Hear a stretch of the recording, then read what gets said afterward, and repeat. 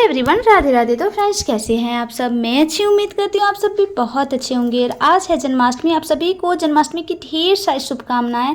इस जन्माष्टमी कृष्ण जी आप सभी की मनोकामना पूर्ण करें और साथ ही मेरी भी मनोकामनाएं को पूरा करें। तो सुबह के 5:30 बज रहे हैं और मैं जगी तो मैंने देखा कि आज बहुत ही अच्छा धूप आया हुआ है।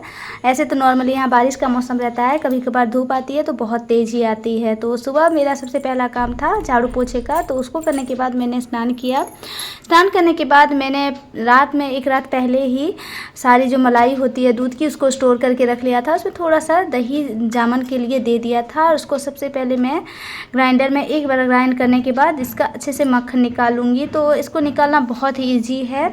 आप ऐसे ही एक बार ग्राइंड कर लें मिक्सर ग्राइंडर में, उसके बाद इसमें एकदम चिल वाटर डालें, आप तुरंत ही इसको निकाल लेंगे। इसे निकालना बहुत ही ईजी है, मुश्किल से 10 मिनट भी इसे निकालने में नहीं लगते हैं।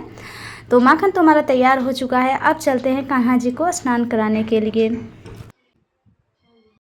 मक्खन निकालने के बाद मैं थोड़ा नीचे आ गई बेलपत्र और फूल तोड़ने के लिए, क्योंकि मैं सुबह में भूल गई थी। और हमारे नीचे बहुत खूबसूरत फूल और बेलपत्र लगे हुए हैं, तो फिर मन नहीं मानता है बिना फूल और बेलपत्र के पूजा करने में।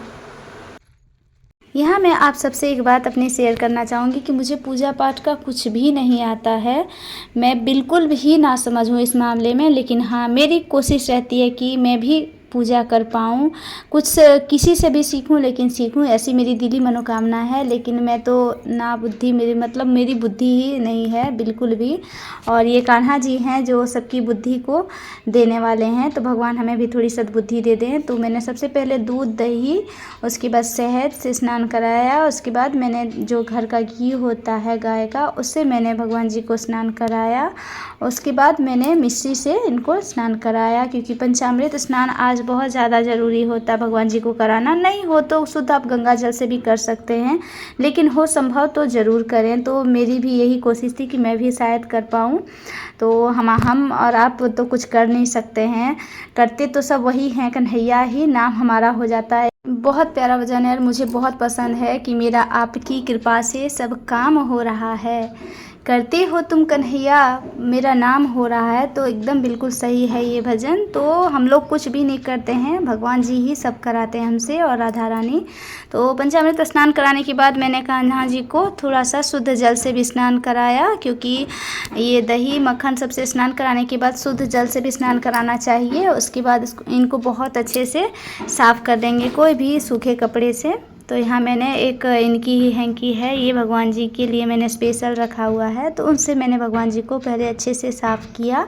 उसके बाद मैंने करी भगवान जी की पूजा। अभी इस पंचामृत को हम साइड कर लेंगे और इसे प्रसाद स्वरूप हम सभी परिवार बाद में इसको ग्रहण कर लेंगे। तो मुझे जैसी पूजा आ रही है मैं उस तरह से अपनी कान्हा जी की पूजा करती हूँ। तो इनको तो स्नान हमने करा लिया है। अब इन्हें हम लगाएंगे पीला वाला टीका, जो इन्हें बहुत पसंद है। नहीं हो तो सफ़ेद वाला भी ले सकते हैं, और पीले फूल भी इन्हें बहुत ज़्यादा पसंद है, तो इसीलिए मैं फूल को नीचे से लेकर आई थी। उसके बाद थोड़े से जो सफ़ेद वाले फूल थे उससे भी मैंने भगवान जी को अच्छे से सजा लिया है, ये देख सकते हैं आप लोग। और अभी मैं यहाँ माखन मिश्री का भोग उन्हें लगाने जा रही हूँ। लेकिन कहा जाता है कि अगर 5 फल या फिर जो भी आप भोग लगा रहे हैं, कम से कम 5 होना चाहिए। ऐसे तो इनके 56 प्रकार के भोग होते हैं, लेकिन जो आपके पास अवेलेबल हो, कहा जाता है ना, यथाशक्ति उथा भक्ति करना चाहिए। तो हमारे पास जितना हो पड़ा उतना हमने किया। और पीले वस्त्र को धारण कराने के बाद मैं यहाँ मौली भी उनको पहनाती हूँ। नेता तो ये भी है कि अगर आपके पास वस्त्र ना हो तो आप कलावा को भी भगवान जी को अर्पित कर सकते हैं, वो भी वस्त्र के बराबर माना जाता है। उसके बाद मैंने भगवान जी को भोग लगाने के लिए केला और सेब को भी कट कर लिया। और अब चलते हैं भगवान जी की आरती के लिए। आरती कुंज बिहारी की, श्रीधर कृष्ण मुरारी की। आरती कुंज बिहारी की, श्रीधर कृष्ण मुरारी की। आरती के बाद आचमन कर लिए और उसके बाद कान्हा जी को अपने हाथों से माखन और मिश्री का भोग लगाया, मतलब खिलाया। उसके बाद मेरा निक्कू मेरे गोद में आ गया, मेरा छोटा सा कान्हा। क्योंकि अभी मेरी पूजा जो है संपन्न हो चुकी है और मैं अब इनको इनके स्थान पर रख लेती हूँ, क्योंकि मेरा बच्चा अभी बहुत छोटा है और भगवान जी को लेके घूमने लगेगा, क्योंकि नादान है, बिल्कुल भी नहीं समझता है। अभी मेरे घर की पूजा हो चुकी है और अब मैं निकल रही हूँ मंदिर के लिए, क्योंकि यहाँ मंदिर भी पास ही में है। आने के बाद मुझे इतना सुकून मिलता है कि मैं क्या ही बताऊँ, और शायद इसे यही कारण है कि मैं खुद को मंदिर आने से बिल्कुल भी नहीं रोक पाती हूँ। तो मंदिर में भी पूजा दर्शन करने के बाद मैं दोबारा से निकल पड़ी हूँ अपने घर के लिए।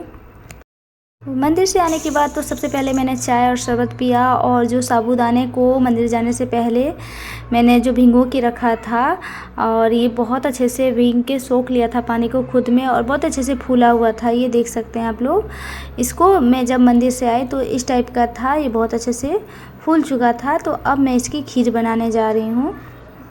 तो क्योंकि ये साबूदाना बड़ा वाला है, अगर छोटे वाले रहते हैं तो उसको भिगाने की ज़रूरत बिल्कुल भी नहीं पड़ती है, तुरंत ही बन जाता है। लेकिन ये जो बड़े वाले होते हैं, इसको थोड़ी देर अगर आप भिगो लें तो ये बनने में बिल्कुल भी टाइम नहीं लगता है, बहुत जल्दी बन जाता है। इसको आप 2-4 उबाल आए उतने देर ही बनाएं, तब तक में ये बहुत अच्छे से पक जाते हैं। और इधर तैयार हो गया है मेरा साबूदाना। और क्योंकि आज बहुत ज़्यादा गर्मी है तो झटपट बनाने में भी अच्छा लग रहा था। तो यहाँ साबूदाना तैयार हो चुका है। उसके बाद मैंने इसमें डाले कुछ ड्राई फ्रूट्स। तो अगर आपके पास हों तो डालें, नहीं तो नहीं भी डाल सकते हैं, लेकिन मेरे पास रहते हैं तो मैं डाल देती हूँ, मुझे अच्छा लगता है इसमें डालना। तो थोड़े से काजू, किशमिश, बादाम, इलायची और थोड़ा सा चीनी, जैसे आपको पसंद है उस तरह से डाल लें। और ये हमारा तैयार हो चुका है साबूदाना की खीर। उतने में मैंने थोड़े से अपने बच्चों के साथ मस्ती करी, क्योंकि साबूदाना भी गर्म था। तो उतने में मैं निक्कू को थोड़ा सा कान्हा बना रही थी, और ये तो डिजिटल कान्हा है तो फ़ोन देख के सोया हुआ था। बिल्कुल भी एक भी फ़ोटो इसने क्लिक करने नहीं दी, क्योंकि इसे बिल्कुल नहीं पसंद है फ़ोटो वगैरह लेना। और हमारी मस्ती तो चालू हो गई थी, लेकिन थोड़ी मस्ती करने के बाद मैंने फिर से शाम में लगाई कान्हा जी को भोग। और एक दीदी के पास क्योंकि कान्हा जी था तो वो पूजा नहीं करती, तो जिसके कारण उनकी भी कान्हा जी को मैं यहाँ ले आई और उनकी भी मैंने बाद में पूजा करी। शाम की पूजा करने के बाद हमने किया फलाहार, उसके बाद बस आ चुकी है और अभी हम लोग जा रहे हैं मंदिर, कैंप के मंदिर में, क्योंकि वहाँ कृष्ण लला का जन्मोत्सव बहुत ही धूमधाम से मनाया जा रहा है। और बहुत ही अच्छा डेकोरेशन किया गया था, मतलब बर्थडे पार्टी वगैरह जैसे होता है, जहाँ पर बहुत छोटी छोटी बच्चों ने बहुत खूबसूरत सा डांस किया। और मतलब पता ही नहीं चला कि कब समय 9 से 12 तक हो गया, और हम लोगों ने बहुत ज़्यादा एंजॉय किया।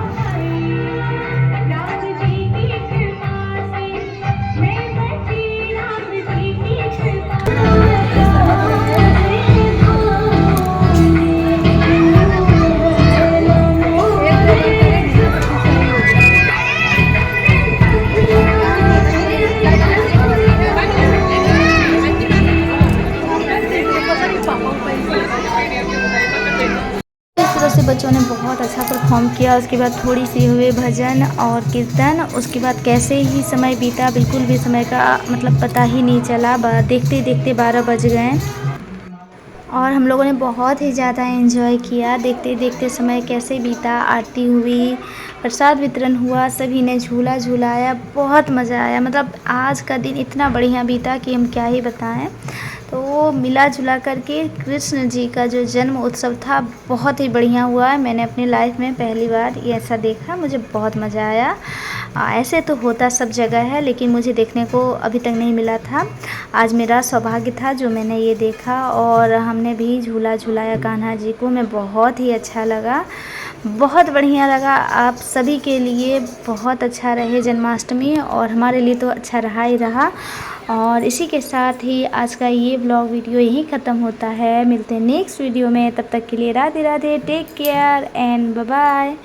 Thanks for watching.